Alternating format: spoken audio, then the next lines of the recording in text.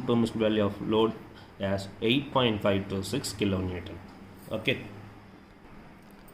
The next problem comes under the second case of two-dimensional stresses. So what is second case? The second case, a member subjected to two direct stresses in a mutually perpendicular directions. So P1 and P1 and P2 load acting in mutually perpendicular direction. Because of these loads P1 and P2, the stresses sigma x and sigma y will create. Okay, so this comes under the second case. So we'll see the problem.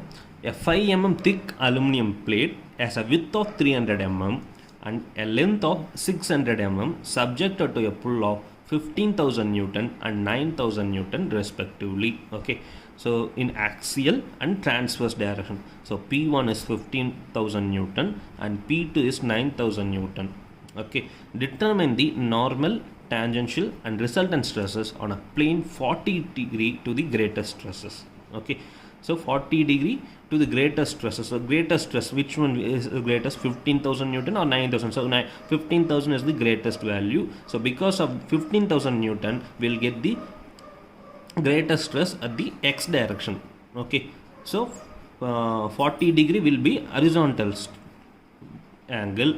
So we want vertical angle only for calculating. So vertical angle, the remaining angle is 50 degree. Okay, so they are asking normal, tangential and resultant stresses. We know the formula. Okay, for calculating normal stress, sigma n is equal to sigma x plus sigma y by 2 plus sigma x minus sigma y by 2 into cos 2 theta. Okay, first we have to calculate sigma x and sigma y.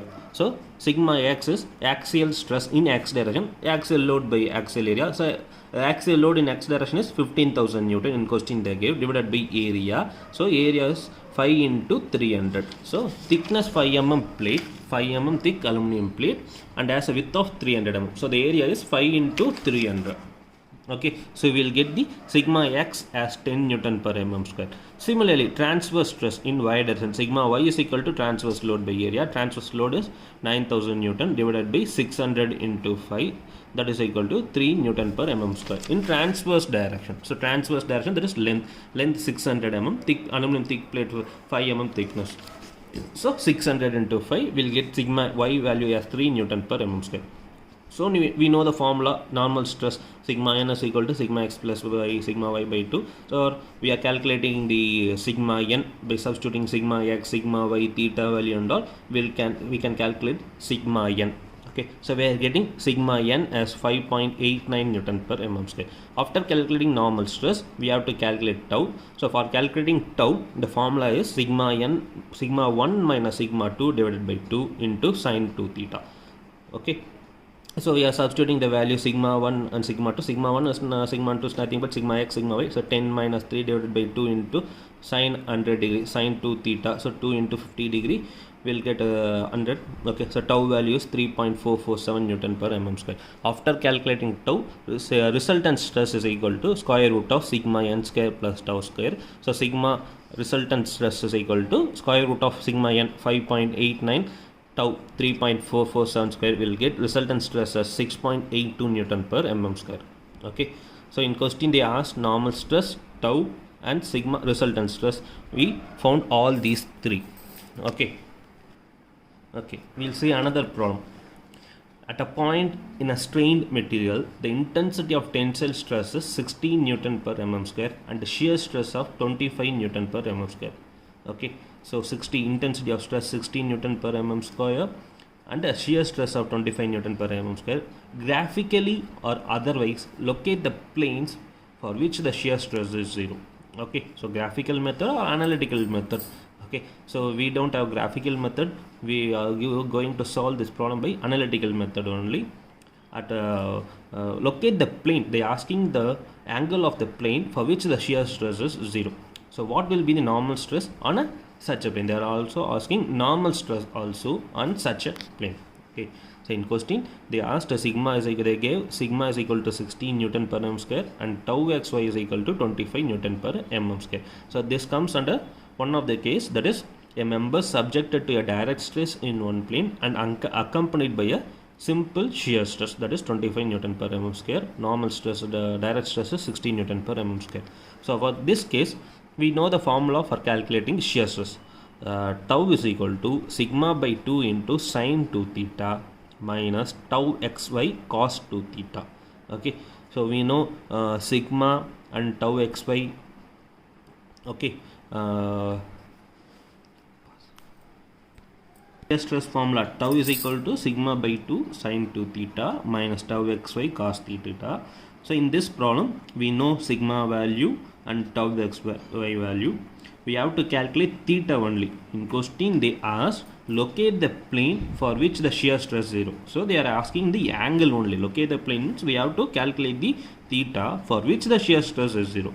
So tau is equal to 0. So we know sigma value, tau xy value, tau is 0, and we have to calculate the unknown theta. Okay, so we know that tau is equal to 0. So therefore we are substituting the value sigma, that is 60 by 2 into sine 2 theta minus tau xy value 25 into cos 2 theta is equal to 0. So 30 sine 2 theta is equal to 25 cos 2 theta. So after solving this, we will get theta as 19 degree 54 minutes or 109 degree 54 minutes. We are getting two values, that is two planes, two angles. So in these angles, we will get tau as 0. Okay, after that in question they are asking normal stress also. So for calculating normal stress, the formula is sigma n is equal to sigma by 2 into 1 plus cos 2 theta plus tau xy sin 2 theta. We all know the value of sigma, tau xy and theta and all. After substituting all the values, the formula, we are getting sigma n as 69.05 Newton per mm square. Okay, so the results is there are two planes at angle 19 degree 54 minutes and 109 degree 54 minutes on which the shear stress is 0 and normal stress is 69.05 Newton per mm square. Okay, so next problem. At a point in a strained body subjected to a mutually perpendicular normal tensile stresses of magnitude 30 megapascal and 12 megapascal accompanied by a shear stress of 16 megapascal. So this comes under the fifth case, that is a material subjected to direct stress in mutually perpendicular directions and also accompanied by a shear stress. Okay, this is the fifth case. So they are asking locate the principal planes and evaluate the principal stresses. Okay, so similarly we have to calculate theta. Also calculate the maximum intensity of shear stress and specify its planes. So in question, sigma x, sigma y, tau xy and all they gave. Okay, so megapascal, 1 megapascal is 1 Newton per mm square. So 30 megapascal, 12 megapascal, 12 Newton per mm square. 16 megapascal, 16 Newton per mm square. So we have to calculate principal plane, that is theta, principal stress is sigma 1 and sigma 2, maximum shear stress tau max. First we have to calculate theta. So for formula is tan 2 theta is equal to 2 tau xy divided by sigma x minus sigma y. We know tau xy, sigma x and sigma y. So we can calculate theta. So theta is 30 degree 19 minutes or 120 degree 19 minutes. Okay.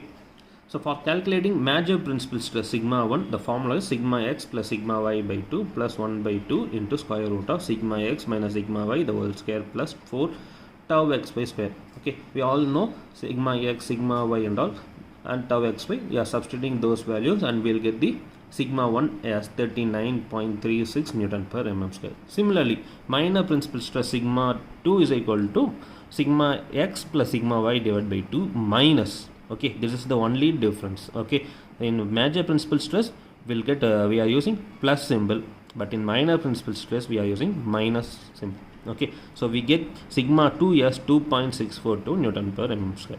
After calculating sigma 1 and sigma 2, we can calculate the maximum shear stress tau max as by using the formula 1 by 2 into square root of sigma x minus sigma y the whole square plus 4 tau xy square.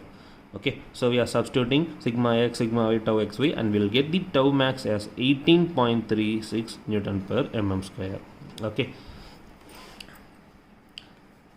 so that's it. So in two-dimensional stresses, there are only 3 stresses, 2 normal stresses and 1 shear, and there are 5 different cases in two-dimensional. A member subject to a direct stress in a plane, This is case 1, and second case is a member subject to direct stresses in two mutually perpendicular directions. Third case is a member subject to a simple shear stress. Fourth case is a member subject to direct stress in one plane accompanied by a simple shear stress. And fifth case is a member subjected to two direct tensile stresses in mutually perpendicular direction and accompanied by a simple shear stress. I give there are formulas for all the 5 cases, and we saw the problem for all the 5 cases. If any doubt means, you can contact me.